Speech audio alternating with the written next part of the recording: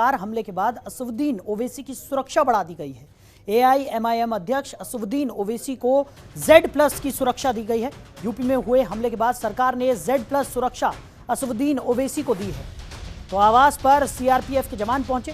शिजारसी toll plaza पर ओवैसी के काफिले पर यह हमला हुआ था। बड़ी खबर आपको बता रहे हैं।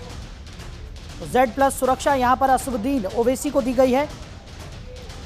शिजारसी टोल प्लाजा पर कल ओवैसी के काफिले पर हमला हुआ था। एआईएमआईएम अध्यक्ष ओवैसी को Z+ सुरक्षा यहां पर दे दी गई है। तो यूपी में हुए हमले के बाद सरकार ने Z+ सुरक्षा असदुद्दीन ओवैसी को दी है। सीआरपीएफ के जवान उनके आवास पर पहुंचे। शिजारसी टोल प्लाजा पर कल शाम ओवैसी के काफिले पर हमला किया गया था। 3 से 4 राउंड फायरिंग उनकी गाड़ियों पर की गई थी, जिसके बाद ओवैसी ने ट्वीट कर इस बारे में जानकारी दी थी। खबर पर ज्यादा जानकारी के साथ हमारी सहयोगी ममता चतुर्वेदी लगातार हमारे साथ बनी हुई हैं। ममता, क्या कुछ जानकारी निकलकर सामने आ रही है? कल जिस तरीके से असदुद्दीन ओवैसी के काफिले पर हमला हुआ था, उसके बाद अब सरकार की तरफ से उन्हें Z+ सिक्योरिटी यहां पर दे दी गई है और लगातार एआईएमआईएम की तरफ से भी ये अपील की जा रही थी कि असदुद्दीन ओवैसी की सुरक्षा को यहां पर और कड़ी किया जाए, और अब उसी लिहाज से यहां पर सिक्योरिटी दे दी गई है।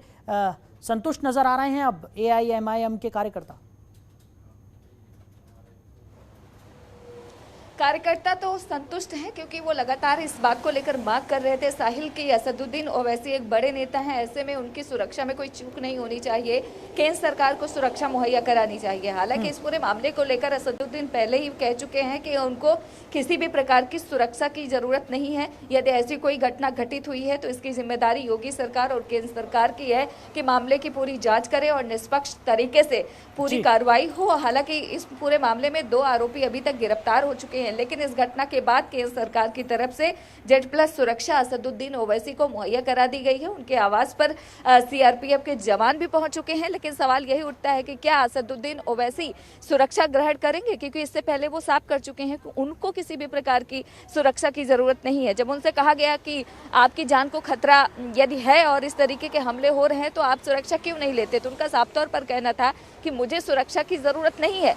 तो सवाल यही उठता है कि क्या अब असदुद्दीन ओवैसी, जो केंद्र सरकार की तरफ से उनको सुरक्षा दी गई है, क्या उसको एक्सेप्ट करेंगे, स्वीकार करेंगे? हालांकि 3 बजे का वक्त है, लोकसभा अध्यक्ष से असदुद्दीन ओवैसी मुलाकात करेंगे और ये जो तमाम घटनाक्रम कल उत्तर प्रदेश में हुआ था उसकी जानकारी लोकसभा अध्यक्ष को देंगे। लेकिन अब सभी लोग यही जानना चाहते हैं कि सुरक्षा केंद्र सरकार की तरफ से तो मुहैया करा दी गई है, लेकिन क्या इस सुरक्षा को असदुद्दीन ओवैसी स्वीकार करेंगे? क्योंकि वो पहले ही साफ कर चुके हैं कि वो सुरक्षा नहीं लेना चाहते, लेकिन कानून व्यवस्था बेहतर हो ये वो चाहते हैं। तो अब देखना यही होगा कि आखिरकार सुरक्षा मिलने के बाद अगला कदम असदुद्दीन ओवैसी का क्या होने वाला है। बिल्कुल बिल्कुल सही कहा ममता आपने कि असदुद्दीन ओवैसी का क्या कुछ कदम होगा, ये देखने वाली बात होगी। लेकिन वहीं पर अगर बात की जाए, जिस तरीके से सवाल उठना यहाँ पर लाजमी है, क्योंकि इतने बड़े नेता सांसद वो हैं और उनके काफिले पर इस तरीके से खुलेआम एक टोल प्लाजा पर हमला हो जाना और उसके बाद तमाम तरीके की जो घटनाक्रम घटित हुआ है कल से लेकर अब तक, उसमें जो सुरक्षा को लेकर सवाल यहाँ पर एआईएमआईएम की तरफ से उठाए जा रहे हैं वो उठना लाजमी था।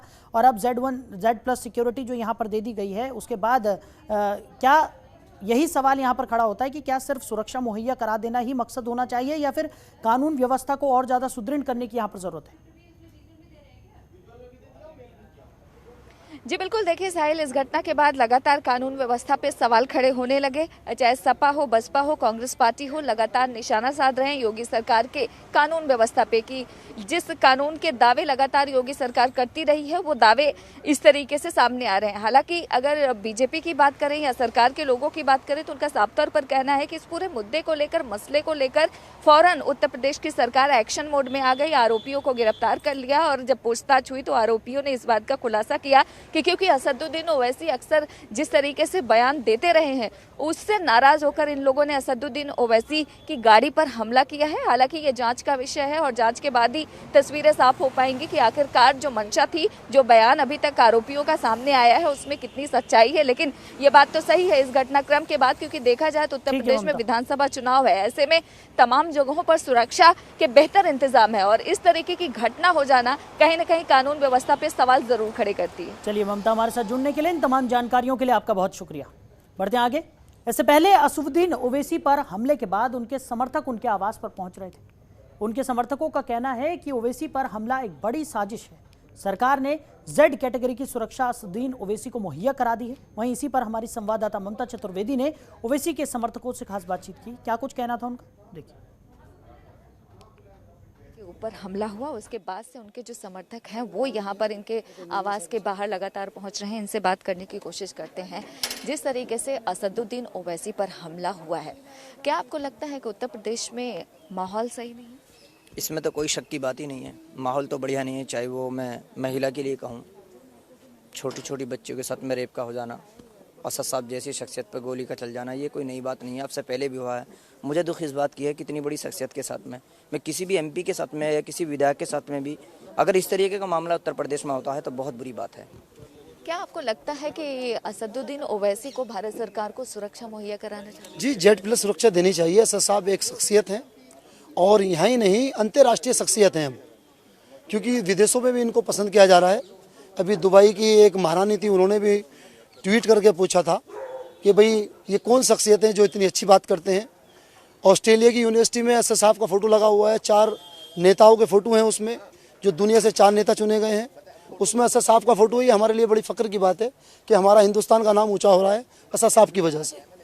कल जो घटना हुआ है उसको लेकर आप लोगों की राय क्या है? क्योंकि देखा जाए तो जिस तरीके से असदुद्दीन ओवैसी की गाड़ी पर गोलियां चली हैं, वो लोग गिरफ्तार भी हो चुके हैं। जी, गिरफ्तार हुए हैं। पीछे से गाड़ी ने एक जो थे उसमें से एक सचिन थे, एक शुभम थे, उनको एक को टक्कर लगी तो उनको तो वहीं पकड़ लिया गया। पर अफसोस की बात ये है यूपी पुलिस की कि खुद जो पकड़ने वाले थे उनको पकड़ रही है पुलिस, ना कि मुलजिम को पकड़ रही है। तो बड़े अफसोस की बात है ये। 4 आदमी हमारे पकड़ रहे हैं, पकड़े गए कि भाई उनको बिठा लिया गया, बाद में छोड़ दिया गया।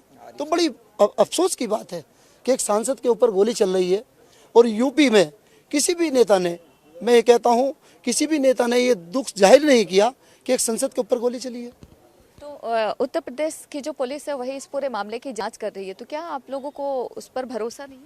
नहीं, हमें बिल्कुल भी भरोसा नहीं है यूपी पुलिस पर। और यूपी पुलिस जिस तरह का मामला दिखा रही है, ये कह रही है कि कार्यकर्ता आपस में भिड़ गए। अरे कार्यकर्ता असद साहब पे गोली क्यों चलाएंगे? ये तो बिल्कुल भी प्लानिंग असद साहब का मर्डर करने का मामला था और वो मारना चाहते थे, हत्या करना चाहते थे हमारे कायद की, जनाब बैरिस्टर असदुद्दीन ओवैसी साहब की। ये बहुत बड़ा अल्लाह रब्बुल इज़्ज़त का शुक्र है कि उनकी जान बच गई। अब आप लोग चाहते क्या? अब तो हम कुछ नहीं चाहते। हम उनसे मुलाकात के लिए आए थे और उनके कड़ी से कड़ी कार्रवाई चाहते हैं। जो 2 लोग जो वो पकड़े गए, गिरफ्तार किए गए। इसके पीछे की घटना को बताओ, जो पीछे प्लानिंग कर रहे हैं।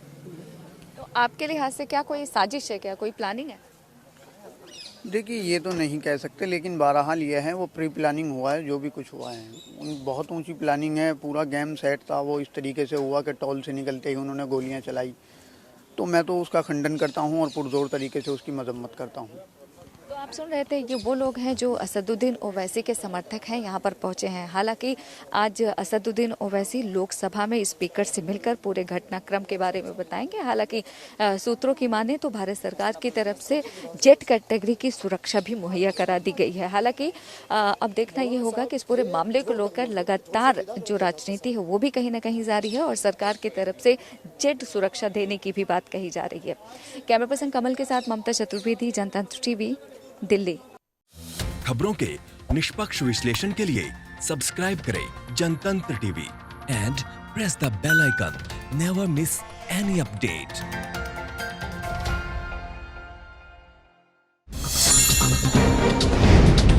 डाउनलोड कीजिए जनतंत्र टीवी ऐप को, जो कि अवेलेबल है गूगल प्ले और ऐप स्टोर पर। अधिक जानकारी के लिए अभी डाउनलोड करें।